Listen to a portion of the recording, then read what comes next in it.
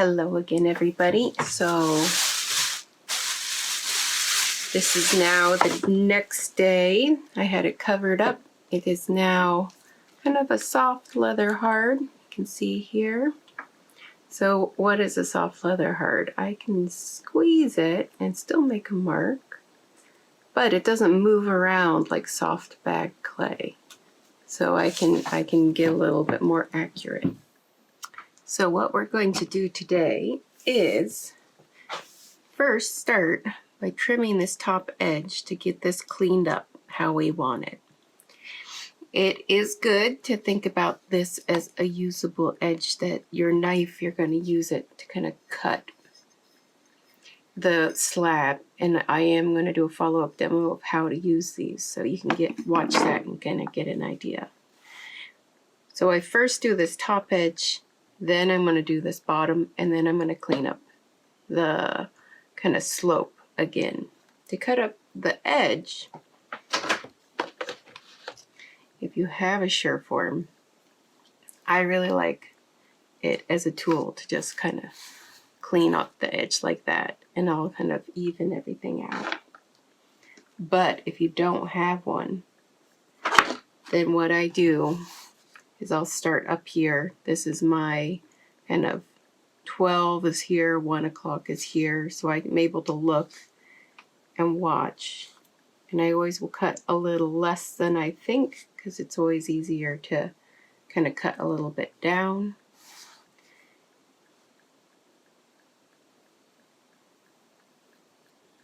And what I'm doing is just trimming to even off that top edge.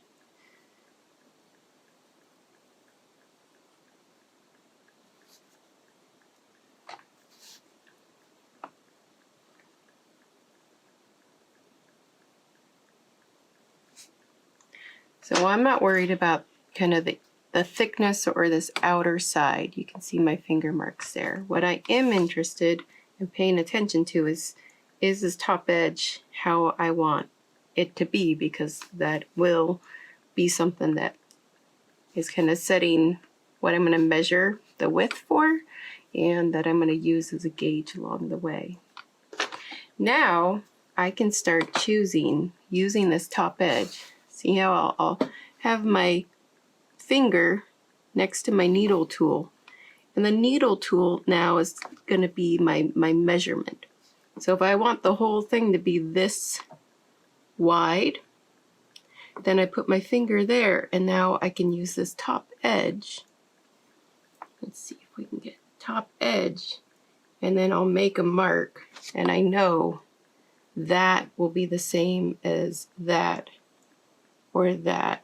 So now I can connect these lines, and the same thickness is for that whole thing. So I'm going to do that all the way around.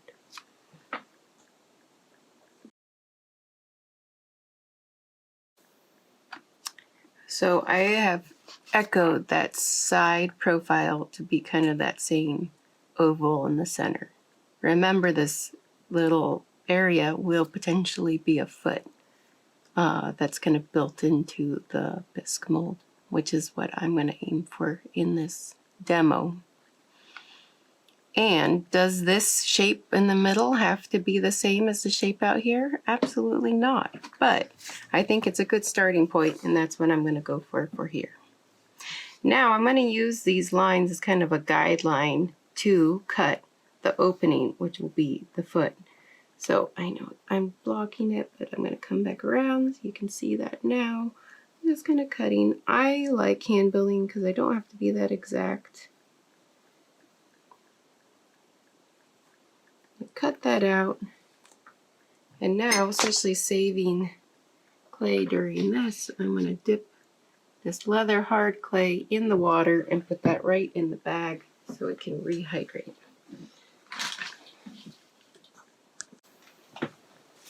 So here we have that cutout. You can see how deep that is. That is a fairly deep edge. So this is where I'm going to come back with my metal rib or my handmade rib. And then I'm going to use that to kind of clean up the slope.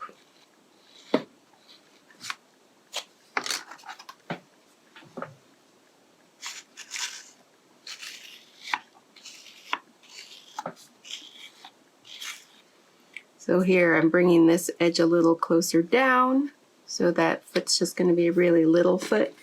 You can see on this bisque mold here what a small little foot. That's that shadow area right there. And that's my goal right now for this.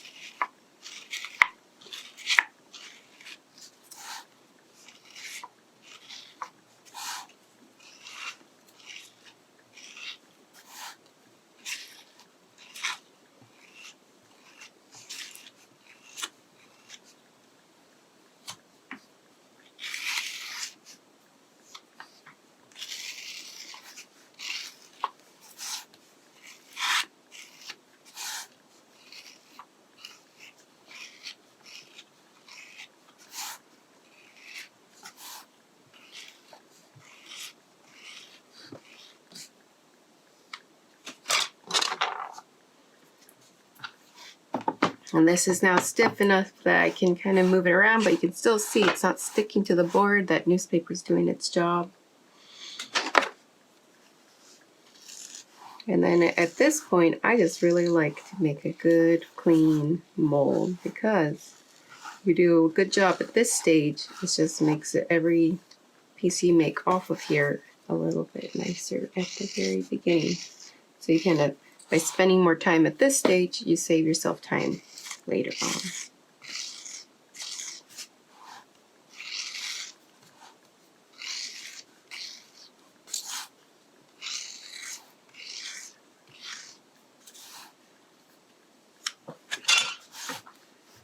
A few things to pay attention to is, one, you want to make sure you don't have an undercut right here, because we are going to push clay all the way down in there.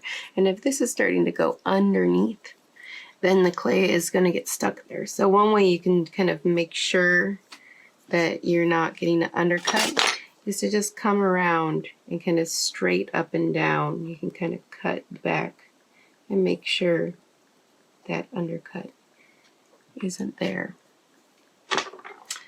These little marks here, you can totally, if you have a red rib, which I have one, if you have one of these red ribs, you can totally use that as that finishing rib to smooth out any of those marks. But if you don't have it, no big deal. Those are not big enough marks that they're really going to stay in the clay. That being said, you want to carve or put marks into this, that is a way that every slab you put in will then have those marks on there. So if you're in the, spend a lot of time and try out that on this one, it's kind of like a ring mold stamp in that way. I'm just going to finish up this top edge, and then it's time for it to just dry slowly. So there you have it, a ring mold. So next up, I'm going to show you how I would use this to make a cup, and or follow-up will be a creamer.